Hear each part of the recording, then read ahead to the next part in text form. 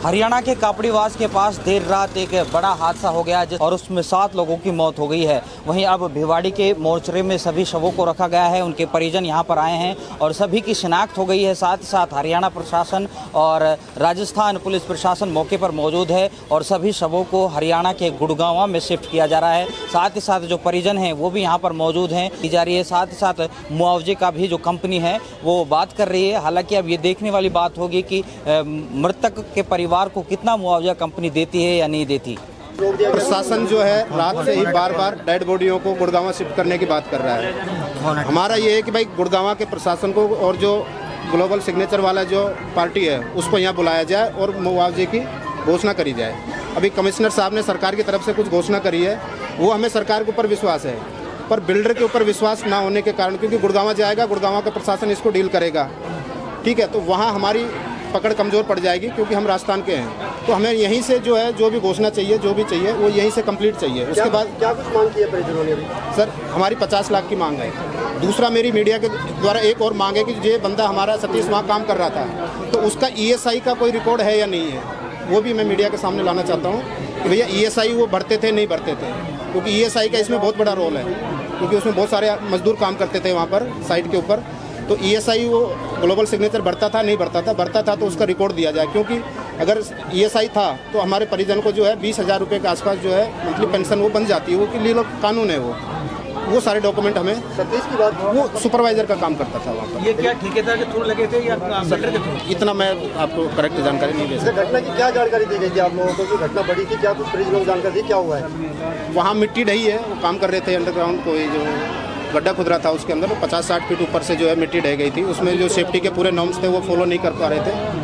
तो इतनी जो सूचना मिली थी हमें, क्योंकि कुछ संबंधित गवाह भी थे, उन्होंने बताया कि भैया वहाँ जो सेफ्टी के इंतजाम होने थे पुख्ता, वो सेफ्टी के इंतजाम नहीं थे, ठीक है, पैड वगैरह नहीं बांधा हुआ था, और उसमें गिनती अभी एक्चुअल नहीं बता सकते, बट बहुत जो अभी आंकड़ा है उससे बहुत कई गुना ज़्यादा है, उसमें दबे हैं। चलो सतीश की अगर बात करें, सतीश के परिजन घटना की सूचना लगते के साथ ही सिग्नेचर ब्लॉक पहुंचते, लेकिन वहाँ पे बाउंसर खड़े होते हैं, पुलिस खड़ी होती है, नहीं जान दिया जाता, वहाँ पर गुहार लगाते रहे कि हम एक बार अपने भाई से मिलवा दें। वहाँ डायरेक्ट मना कर दिया गया है कि यहाँ सतीश नाम का कोई परिजन काम नहीं करता है। वहाँ बाउंसर थे, वहाँ मिसबिहेव किया गया, ठीक है, आम नागरिकों के साथ में, जिनका बंदा वहाँ पर डेड हो गया, ठीक है, उनको घुसने नहीं दिया गया, बात नहीं करने दी गई। फिर हम राजस्थान सरकार से गुहार लगाई, ठीक है, तो यहाँ हमारी थोड़ी बातें सुनी गई, ठीक है, और शुक्रिया अदा करते हैं भगवान का कि हमारी डेड बॉडी यहाँ राजस्थान में आ गई है, गलती से आ गई है। अगर ये हरियाणा में होती तो वहाँ हमारी आवाज़ को बिल्कुल सुना भी नहीं जाता, क्योंकि बार बार हरियाणा प्रशासन जो है रात से दबाव दे रहा है राजस्थान सरकार के ऊपर भी कि इन डेड बॉडियों को शिफ्ट किया जाए। अभी भी आप देखोगे तो एम्बुलेंस लगी हुई है, वहाँ शिफ्ट कर रही है। हम भी जानते हैं कि हिंदुस्तान का कानून सबके लिए बराबर है, कार्रवाई वहीं से होगी, पर अभी जो हमारे पकड़ है, ठीक है, वो यहाँ मजबूत है राजस्थान में, वहाँ जाने के बाद हम बिल्कुल कमजोर हो जाएंगे। कह सकते हैं कि 7 डेड बॉडीज मिट्टी के अंदर दबी है, तो कहीं ना कहीं परिजनों की आवाज़ को मिट्टी में दबाने का काम किया जा रहा है सर हरियाणा सरकार की तरफ से, ठीक है, बिल्डर का इतना ज़्यादा दबाव है, ठीक है, कि आम नागरिक की आवाज़ को दबाया जा रहा है मिट्टी के साथ। देखिए, जो सितरावली है हमारा, जो पटौदी क्षेत्र में पड़ता है मानेसर में, वहाँ पे सिग्नेचर ग्लोबल जो सोसाइटी है, वहाँ पे एक कंस्ट्रक्शन का काम चल रहा था STP का। तो वहाँ जब ये काम चल रहा था तो उस दौरान मिट्टी गिर गई थी ऊपर से, जिसकी वजह से कुछ लेबर नीचे दब गई थी, जिसमें से ये पुष्टि हुई है कि जिसमें 7 लेबर की डेथ हो गई है, जो आज यहाँ जो गीतांजलि हॉस्पिटल है वहाँ पे भिवाड़ी में लेके आए थे। उसके बाद यहाँ पर सिविल हॉस्पिटल में लेके आए। देखो, रेस्क्यू ऑपरेशन हमने रात से वहाँ पे शुरू करवा दिया गया था। SDRF और NDRF की टीमें आ गई थी, सुबह 5 बजे तक रेस्क्यू ऑपरेशन चला है, लेकिन उसके बाद वहाँ पर और कोई हताहत होने की सूचना हमारे को नहीं मिली। हाँ बिल्कुल, ये जिसकी गलती होगी उसके खिलाफ कार्रवाई की जाए। अभी इसमें कोई मामला कोई दर्ज किया गया हो?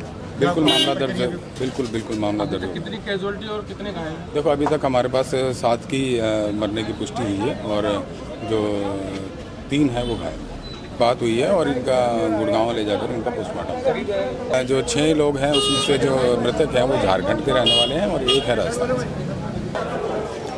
कुछ एक मिट्टी ढहने से कुछ जो एम्प्लॉय थे उनकी डेथ वगैरह हो गई थी, तो हॉस्पिटल के अंदर उनको लेके आए थे और डॉक्टर्स ने नियमानुसार उनको जब डेड क्लियर कर दिया, मोर्चरी के अंदर बॉडीज रखी है।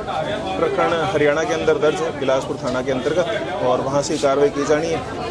भिवाड़ी में खाली हॉस्पिटल में आने के कारण और डेथ होने के कारण बॉडीज़ रखी गई थी, और बॉडीज़ को अब गुड़गांव मोर्चरी में शिफ्ट करवा कर परिजनों से एप्लीकेशन लेकर जो नियमानुसार कार्रवाई है वो कार्रवाई अमल में लाई जाएगी।